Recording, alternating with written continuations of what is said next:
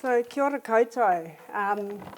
I bumped into James the other day in the operating theatre and he said, and I thought this was going to be a nice little short talk with about sort of 20 or 30 people. I didn't realise it was sort of a rather large number of you, but I said, look, what are you wanting from this? And he said, well, just talk about interesting things, new drugs that are out, anything interesting. And I'm like, right, well, there have not been any new drugs out from a pain perspective for many years, and particularly with my chronic pain management hat on, that's something that we're still waiting for, is this perfect pain drug. So what I am going to do today is really focus on three things.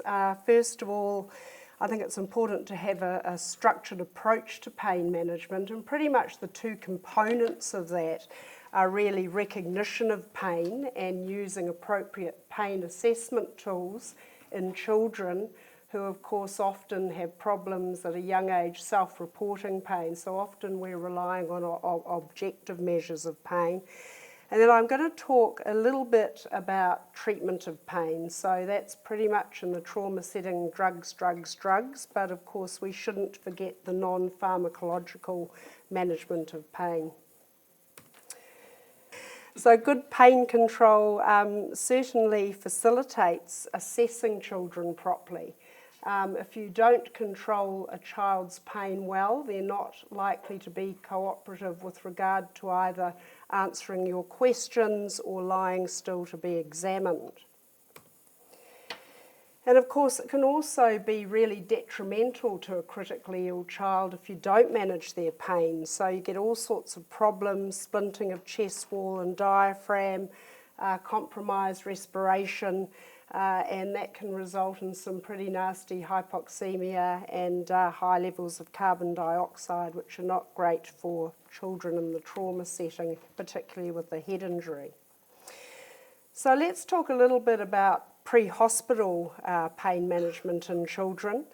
And historically, and really even now, we have a major problem. So we know from multiple international studies that children are less likely to have pain assessed compared to adults.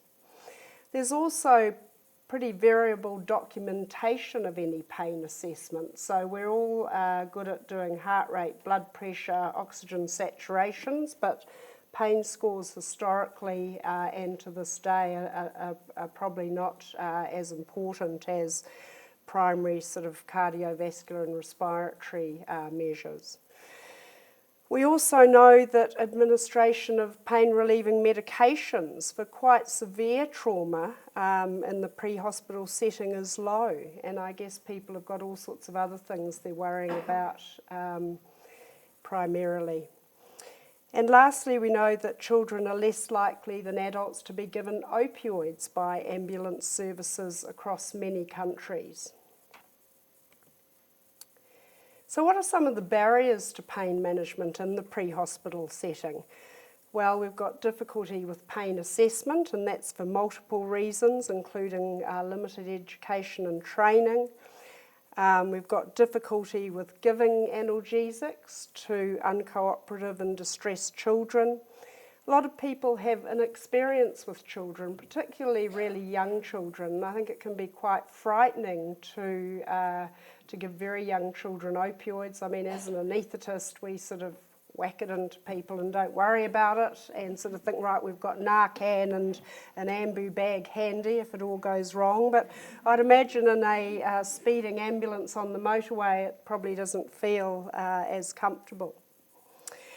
And I think a lot of people have concerns about the adverse effects, and those are, predominantly respiratory. People are really worried if we give a kid too much opioid, they're going to breathe, and what are we going to do? Disaster. What about once we get to the emergency department? Well, once again, we still continue to have problems in the emergency department, although I would hope at Starship we tend to be actually pretty good at managing pain. There continues to be problems with poor documentation of pain scores. What we know is that when people do, however, do pain scores, you're more likely to give pain medication. So that first step in doing a pain score, documenting it, will lead to better pain management.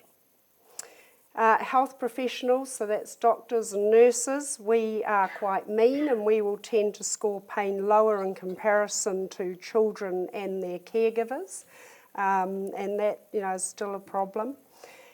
And in children and adolescents with severe trauma, only a third actually receive analgesia as part of their resuscitation in the emergency department. And we also know that younger children are at higher risk of poorly managed pain compared to these older children, and I guess that's because they're pre-verbal and they're not able to express themselves in the way that older children do. So how do we recognise pain? And sorry, I'm going to apologise to Tony Smith. I wouldn't have put this up had I known you were going to be in the room. But, often when with recognition of pain, something like this, it's pretty damned obvious. I don't think there'd be any question here that we need to give this kid some very strong analgesics to manage his pain.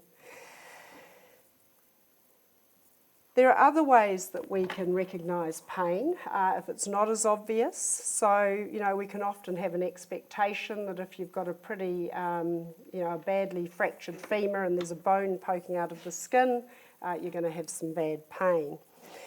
Child self-report, of course, has always been the gold standard, and it's important, as I said before, to use an age-appropriate tool and to frequently reassess using that same tool after you've given any analgesic modality.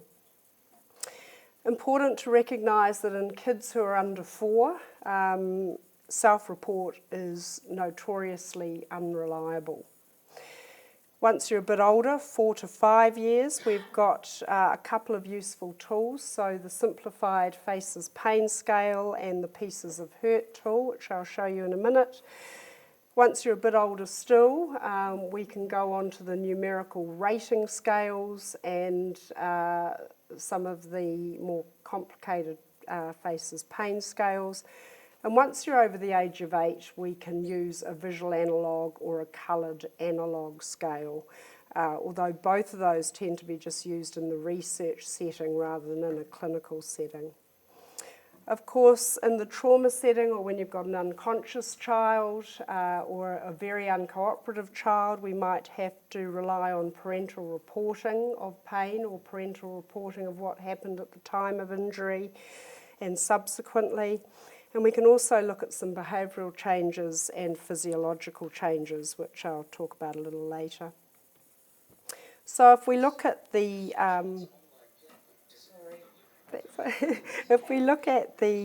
pain tools in the younger age group, so this is the simplified FACES scale. So just the 3 faces, the 3 different blocks, and basically you ask the young kiddie, are you hurting?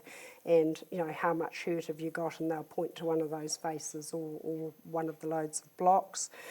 The poker chip tool is quite useful, but probably not in a busy emergency department. It could be something that could be used subsequently, but you pretty much give the kiddie a poker chip and say, this is a piece of hurt, and here's a bit more hurt and some more hurt, and they can tell you how much hurt they have. So very simple to use, and they've actually been validated in a number of studies for these younger kids. Then in older children, we can move on to the numeric pain scales or use a descriptive pain intensity scale, which I'm sure you're all familiar with, the NRS, the numeric rating scale. The FACES scale revised is available. You can actually download this off the internet and print it out and laminate it and have it available. So that's once again more useful for children who are over the age of 5 or 6.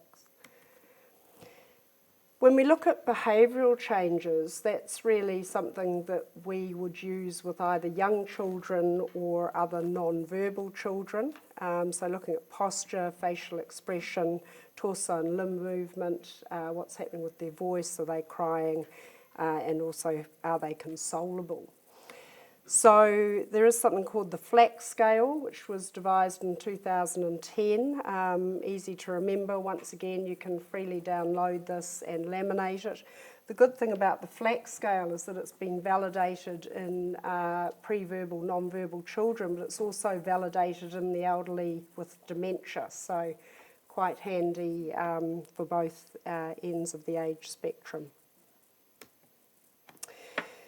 So we've done our pain score, we've documented it, what do we do now? So it's pretty important that we understand interpretation of pain scores, and in general, things are good. If you've got a pain score less than or equal to 3, you've got pretty mild pain, and really you should just consider some distraction with a iPad or iPhone, which can work often better than a dose of paracetamol or ibuprofen, which you could also give. Moderate pain, a score of 3 to 6, and consider something like Tramadol in addition to your mild analgesics and your distraction. The other thing that I'll talk about in a minute is the methoxyflurane or the Penthrox inhaler, which is used widely in the ambulance service. We don't have it in hospitals because Pharmac have not funded it, because from a cost effectiveness perspective for in-hospital use, the health economics don't stack up, but a very useful device. And then severe pain is a score greater than or equal to 7, and that's when you need to get your opioids or your ketamine out, or consider something like a femoral block, regional analgesia in someone, say, with a fractured femur. So pain isn't all about pain intensity, and that does tend to be something that we do focus on, probably more important in the immediate trauma and ED setting. Intensity is really important, but then we've got to, once we've controlled the pain, look at some other things. So we need to talk about location of pain.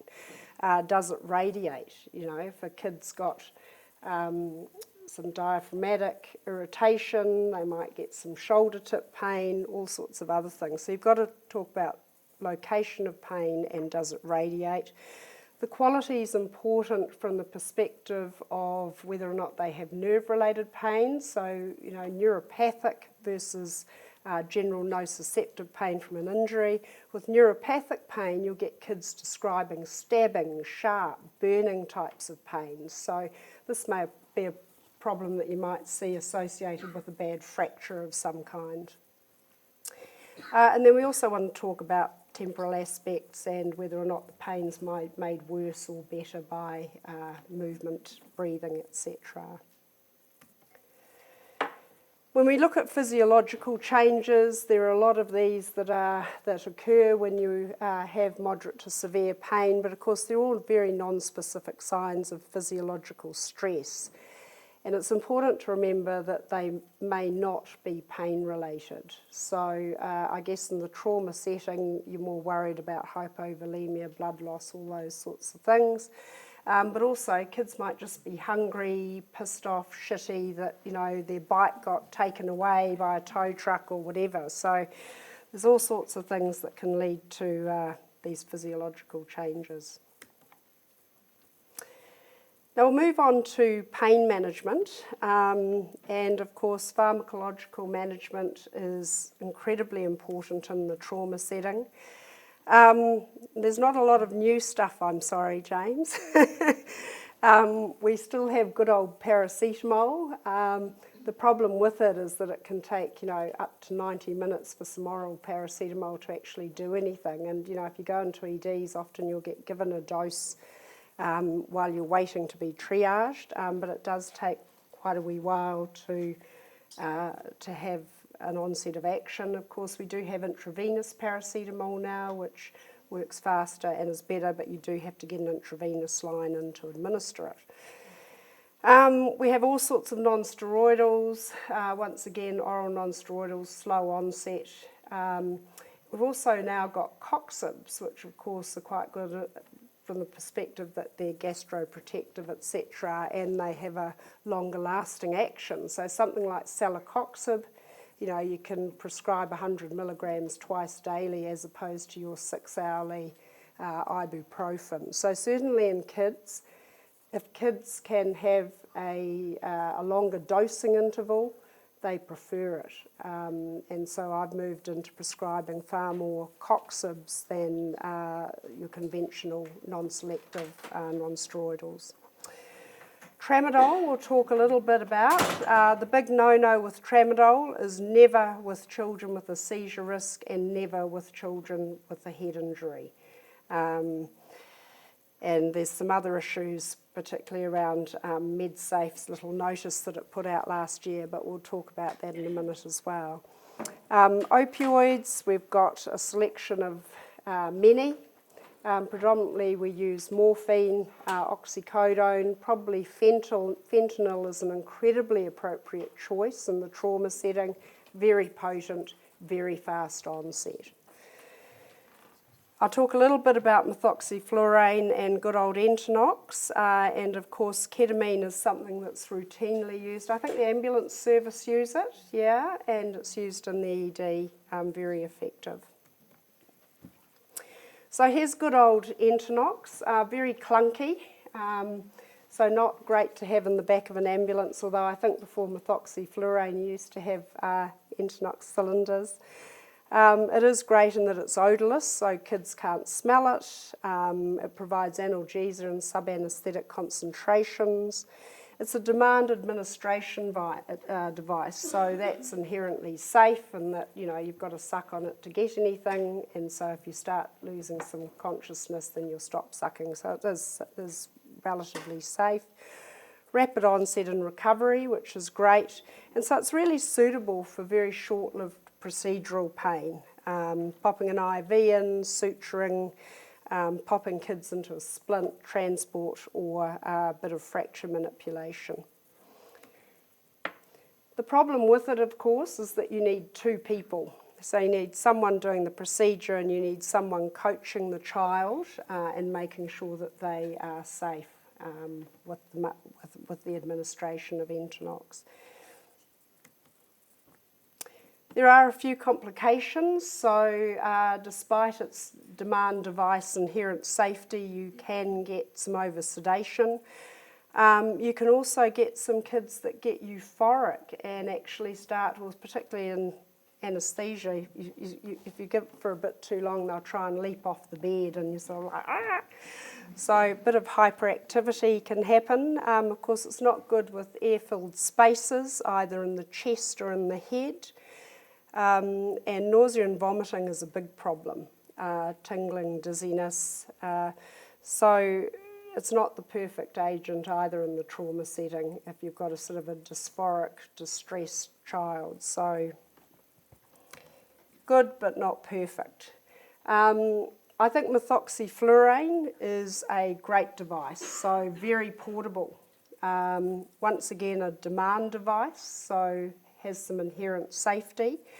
So it basically comes with a little 3 ml vial, a little thing there that looks like a vaping machine now that people are vaping. And I wonder if kids are actually picking up their parents' vaping devices to use them at home, having received methoxyflurane in the ambulance. Tony, is that a... No? So you're only allowed 2 vials in 24 hours if you're an adult. I don't think there have been any specific sort of pharmacokinetic, PK/PD studies to sort of say, right, kids of this weight can only have this amount. But in general, I guess if you say an adult's a 50-kilo adult, then a 25-kilo kid could probably have 1 vial in 24 hours. Very effective versus placebo, not surprisingly, in adolescents with minor trauma and moderate pain in the ED. And a study in 2009 also showed that there was quite a significant reduction in pain scores and quite high satisfaction in kids with extremity injuries. But that's pretty much the extent of the what I would call higher than low quality studies on methoxyflurane in children. So we'll move on to opioids, which are pretty much, gold standard for treating severe pain. Oral is fine, so long as you're not going to be nil by mouth. But we now have widespread use worldwide of intranasal fentanyl, which is fantastic. So just 1 to 2 mics per kilo, very effective for fracture-related pain and all sorts of other pain. Rapid onset. It reduces the time for children to actually get their opioids because people don't have to bumble around getting an intravenous line in. So there are a number of studies predominantly from the US that have shown that, and that's not really a surprise. You can also give it transmucosally, so into the mucosa of the cheek, and you can also nebulise it. So it's very effective as well, nebulised. And there are studies that have looked at both of those compared to intravenous morphine, albeit low quality, small number studies, but it has been shown to be effective. I think if you're going to use oral opioids, you need to do it very early, at the sort of the early triage stage, and probably for kids who are cardiovascularly and from a respiratory perspective stable rather than kids who are really unstable. Now let's have a little chat about Tramadol, because that's been getting some bad press. So in June 2020, MedSafe, following in the FDA's footsteps, decided that they would put out a little note contraindicating Tramadol in children less than 12 years. And that actually didn't come from MedSafe, it actually came from the company who requested that. So what had happened is that the FDA in the US, they'd had 9 cases of significant respiratory depression, including 3 deaths of kids under 18. And so they were a little bit worried about 2 things. So inadvertent overdose, either parental or in the younger children. And they're also worried about the issue of ultra-metabolizers. So the problem with Tramadol is it's metabolized to this M1 metabolite, which has got mu receptor or opioid receptor activity that's 200 times that of the parent drug Tramadol. So that was a bit of a worry. However, if we look at Tramadol's long history, it's been used for over 25 years in Europe, predominantly Germany, and at Starship we've been using it since 2002. What we have done and what's on the Starship guidelines is that we limit the dose to 0.5 to 1 mg per kilo in high-risk children, and the high-risk children are those with underlying respiratory disease or obstructive sleep apnea. The other thing that's happened is that we used to have a drop formulation where you had 100 milligrams per mil of Tramadol drops, and that was delisted, and so that's still available in the private sector, although it's vanishing. But what's happened instead is that Pharmac have replaced it with a 10 milligram per mil safest solution to use. So Tramadol, a good drug for moderate pain as long as no seizures, no head injury, no obstructive sleep apnea, so that's your really obese kids, and no kids with underlying respiratory disease. Ketamine, fantastic drug. So it's an NMDA receptor antagonist. As a pain specialist, the relevance of that is that NMDA receptors are really important in what we call wind-up, which is basically the increase in pain signalling in the central nervous system in response to an initial painful stimulus. So if we block those receptors, then hopefully we would prevent the wind-up process and expect that the patient would have less chance of getting persistent pain and potentially chronic pain. Lots of studies in rats and mice and things have suggested that is the case, but we haven't had fantastic results in studies on humans. So ketamine, analgesic at sub-anaesthetic doses. The great thing about it is that it maintains your cardiovascular stability and it also is safe from a respiratory perspective in most patients. You can also use intranasal ketamine as you can intranasal fentanyl. So the great thing is fentanyl is 1 to 2 mics per kilo, ketamine's 1 to 2 mgs per kilo, so super easy to remember. Ketamine does leave you with a few more minor adverse effects. Because it's psychomimetic, you do get kids potentially having some nightmares and bad dreams and things in the 24 hours after ketamine administration, but that's probably the least of their worries in a major trauma setting. Adverse effects, so 1.4% risk of airway complications, so you probably don't want to be getting too much laryngospasm in the back of an ambulance. Kids tend to drool and salivate, and you can also get some kids who get these emergence reactions where they get sort of agitated and increased delirium. It's also not good if you've got a head injury because it raises your ICP, which is not a great thing. So lastly, it's one page of non-pharmacological trauma management. The important thing with the non-pharmacological modalities is that they work by basically activating your descending inhibitory pathways, pretty much in the same way as the drugs that we give people with pain. So distraction, I think, really in this day and age of electronics really is pretty important. Any electronic device, and you'll find that you can actually get kids to move their attention away from quite a lot of things. Play therapy, we're lucky enough in Starship to have play therapists, but getting kids sort of into getting distracted with toys, all that sort of thing, can work.